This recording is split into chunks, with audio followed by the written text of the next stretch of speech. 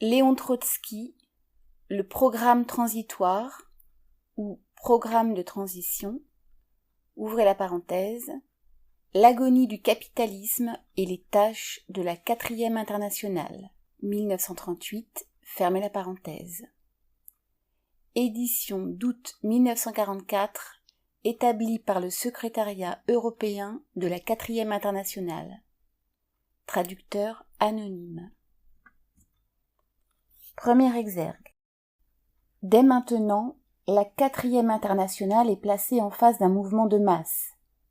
Le reflet de ce mouvement considérable, c'est le programme de l'époque de transition, dont l'importance est de donner non pas un plan théorique a priori, mais de tirer le bilan de l'expérience déjà accumulée des sections nationales et d'ouvrir sur la base de cette expérience une plus large perspective internationale. Léon Trotsky.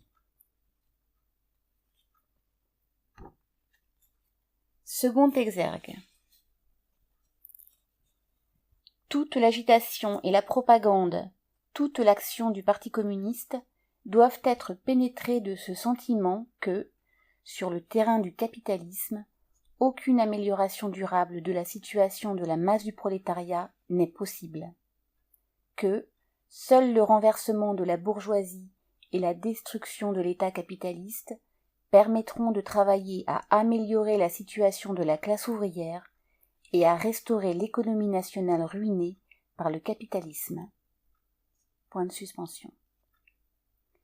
Les partis communistes doivent prendre en considération non pas les capacités d'existence et de concurrence de l'industrie capitaliste, non pas la force de résistance des finances capitalistes, mais l'étendue de la misère que le prolétariat ne peut et ne doit pas supporter.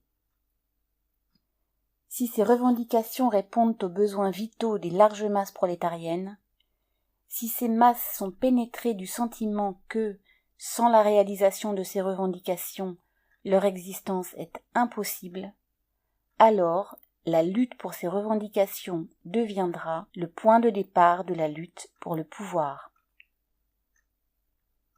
À la place du programme minimum des réformistes et des centristes, l'Internationale communiste met la lutte pour les besoins concrets du prolétariat, pour un système de revendications qui, dans leur ensemble, démolissent la puissance de la bourgeoisie, organisent le prolétariat et constituent les étapes de la lutte pour la dictature prolétarienne, et dont chacune en particulier donne son expression à un besoin des larges masses, même si ces masses ne se placent pas encore consciemment sur le terrain de la dictature du prolétariat.